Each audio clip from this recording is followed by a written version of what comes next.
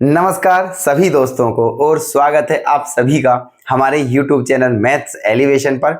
और मैं अजय कुमार एक बार फिर आप लोगों की सेवा में हाजिर हूँ। तो आप सभी कैसे हैं और आपकी तैयारी कैसी चल रही है? उम्मीद करता हूँ दोस्तों आप सभी बहुत ही बेहतरीन होंगे और अपनी अपनी तैयारी को बहुत ही बेहतर तरीके से कर रहे होंगे। तो दोस्तों आज दशहरा है, तो सबसे पहले आपको हैप्पी दशहरा की बहुत बहुत मुबारकबाद दोस्तों। तो आज रावण का अंत होना है, ठीक है। रावण का अंत होने का मतलब है दोस्तों बुराई का अंत होना है, ठीक है। तो हमें अपने अपने अंदर की बुराई का अंत करना है क्योंकि हमारे सबके अंदर रावण है, ठीक है। रावण का वध होने का मतलब है हमें अपनी बुराइयों का वध करना है। तो आज प्रतिष्ठा ले लीजिए दोस्तों कि हमें सबको अपने अपने अंदर की जो बुराई है, अपने अपने अंदर का जो रावण बैठा हुआ है उसका अंत करना है और अपने मन को बिल्कुल एकाग्रचित रखते हुए अपने अपने कर्म को बहुत ही बेहतरीन तरीके से करना है, ठीक है। तो चलिएगा शुरुआत करते हैं आज की अपने सामने, ठीक है। बहुत ही बेहतरीन प्रश्न लेकर के आए हैं, चलिएगा दोस्तों आ जाइए। ये रहा देखो सीजीएल मेंस के क्वेश्चन है दोस्तों 2020 के आए हुए हैं, ठीक है। तीनों क्वेश्चन बहुत ही बेहतरीन प्रश्न है, ठीक है। बहुत इंपॉर्टेंट है, बिल्कुल एग्जाम में आएंगे दोस्तों, आने वाले हैं, ऐसे क्वेश्चन आते हैं। तो देखिएगा दोस्तों कैसे करने हैं ये प्रश्न, ठीक है। यदि 45/53 की value 1/a plus 1/b plus 1/c minus 2/5 हो तो बताइए, है ना, 4a minus B plus 3c की वैल्यू क्या होगी। ओके चलिए देखो क्या दिया हुआ है दोस्तों ये। अब इसमें करना क्या है हमें, ठीक है।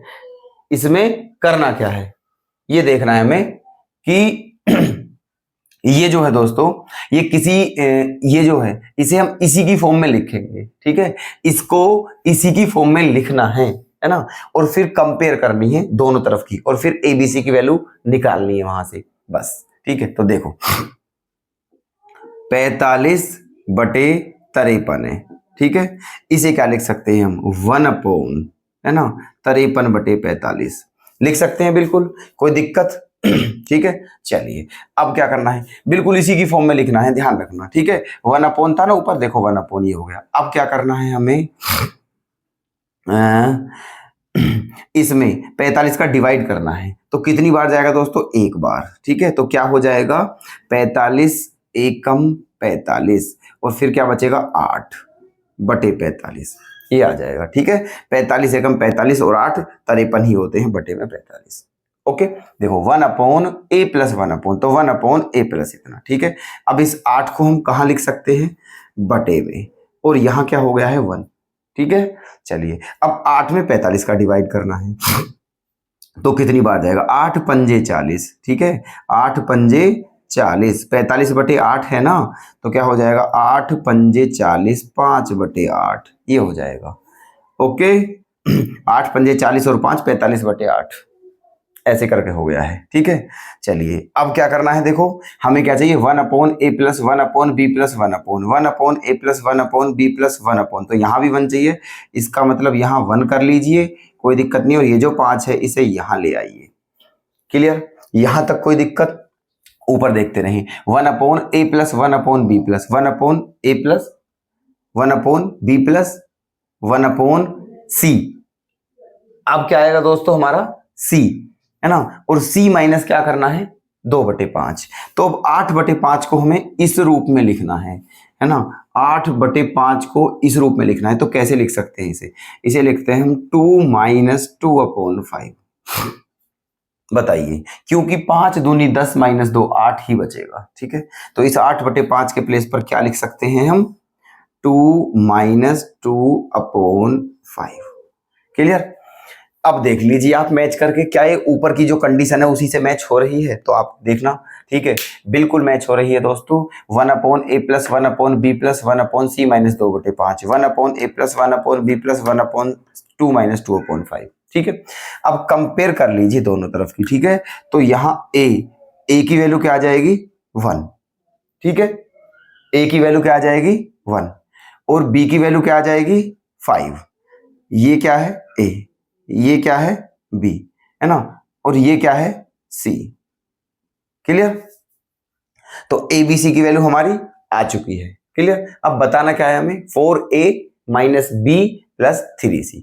तो कोई दिक्कत नहीं है, बड़े आराम से अब आप बता दीजिए, कुछ भी पूछा है चाहे, है ना। 4a minus B plus 3c की वैल्यू, तो 4 इंटू ए की वैल्यू क्या है 1 माइनस बी की वैल्यू क्या है 5 प्लस, है ना, 3c, 3 की वैल्यू क्या है और c की वैल्यू 3 तो 3 है और c की वैल्यू क्या है 2।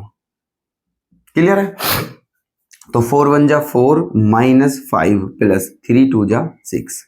ओके, तो 6 और 4 10 माइनस 5 क्या बचेगा 5, और यही हमारा हो जाएगा आंसर। क्लियर। तो ऑप्शन सी हो गया है करेक्ट। बताइए, किसी को कोई डाउट तो नहीं है?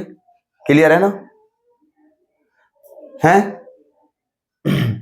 ठीक है, ऑप्शन सी हमारा क्या आ गया है करेक्ट। ओके, चलिए नेक्स्ट क्वेश्चन पर चलते हैं। यदि दो बराबर x प्लस 1/1 प्लस 1/5 प्लस 1/2 है तो x की वैल्यू क्या होगी? ठीक है, देखना इस क्वेश्चन में और इस क्वेश्चन में थोड़ा सा डिफरेंस है, इसीलिए हमने लेकर, अगर बिल्कुल सेम होता तो हम नहीं लेते, क्योंकि एक कंसेप्ट के ऊपर एक क्वेश्चन काफी हो जाता है। ठीक है, चलिए तो ये अलग है, देखना कैसे है। इसमें x की वैल्यू बतानी है, यहाँ क्या करना है, जब ऐसे क्वेश्चन हो इन्हें दोस्तों हम, ठीक है, क्या बोलते हैं, है ना, इन्हें लंगड़ी भिन्न भी बोल देते हैं। क्या बोल देते हैं? लंगड़ी भिन्न। ठीक है, और मिक्स्ड फ्रैक्शन भी बोल देते हैं। ठीक है, चलिए देखना अब क्या करना है, हमें इसे नीचे से सोल्व करते चलते हैं। ऐसी जो फ्रैक्शन होती है उन्हें नीचे की तरफ से सोल्व करते हैं, है ना, ऊपर से नहीं करते हैं। तो देखना, करिए इसे, पहले इसे देखियो। तो देखो क्या हो जाएगा, 2 पंजे 10 और 1 11/2। तो यहाँ क्या हो गया है हमारा 11/2। ठीक है, अब ये 2 घूमकर कहाँ पहुंच गया है, यहाँ आ गया है 2, और नीचे क्या बच गया है 11। क्लियर। ठीक है, अब फिर वही काम करना है, 11 एकम 11 और 2 13/11। ठीक है, इस सारे के प्लेस पर क्या हो गया है 13/11। ठीक है, 13/11, और अब 11 कहां पहुंच जाएगा ऊपर। ठीक है, 11 कहां पहुंच जाएगा ऊपर, और यहां क्या हो जाएगा 13। क्लियर। तो ये क्या हो गया है 2 बराबर x प्लस 11/13। क्लियर।